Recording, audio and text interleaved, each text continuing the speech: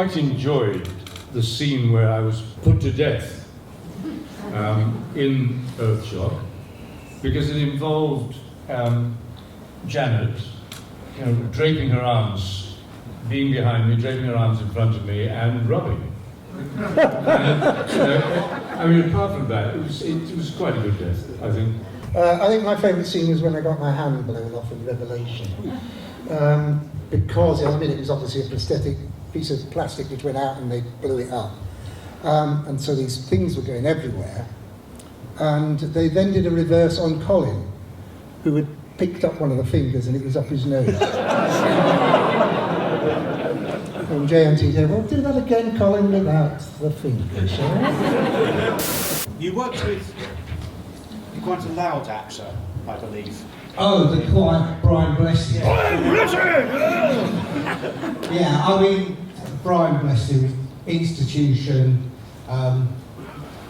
quiet guy. It was quite interesting because, as the actors will tell you, back in the day, I don't know what the studio's like now that they use, but it was a very large studio with people up on cranes and grips and carpenters all across the floor.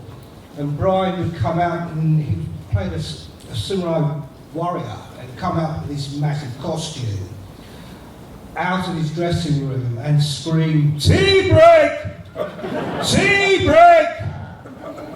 And people would climb off their cranes and carpenters would leave their positions and they all got for tea. And Ron Jones, who was a director, would come down from the gallery and he'd say, "Where's everyone going?" Somebody called out tea break. Of course, it was Brian. A rascal, but I'm so proud to have worked with him and with Colin Baker, who was the doctor at the time. How did it feel working with Jodie Whittaker? Amazing.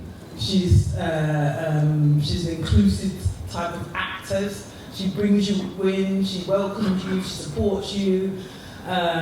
She's funny, she's energetic. She's like, "Come on, Jill, do this, do that, do this, do that." She's on the move the whole time. She talks to everyone. If you're the producer, if you're the cleaner, you're the tea maker. She has a lot of time for people.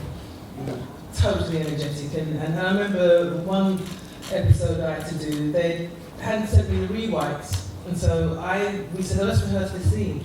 She's saying one thing, I'm saying another. We're like, "What the hell?" And still feeling like the new girl. I was upset, but I was like, I'm just trying to play it down. Going, okay, let's get the new side. Let me try and learn it. She went ape. "How dare you do that to Joe? How could you let this happen?" And blah, blah, blah. She kicked butt. Am I allowed to say that? Yes. My question is for Colin. It is a bit of a silly question, so I apologise. Colin, Alright, I'm a silly actor. When the time comes, can you please be our generation's David Attenborough?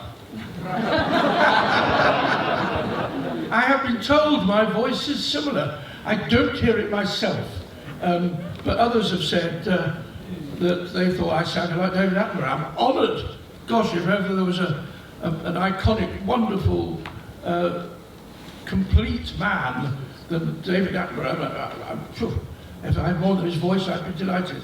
His brain, his ability. Yeah. Did you think he sounded like? Yeah, I do now. Say these chips here behind me. These chips here behind me.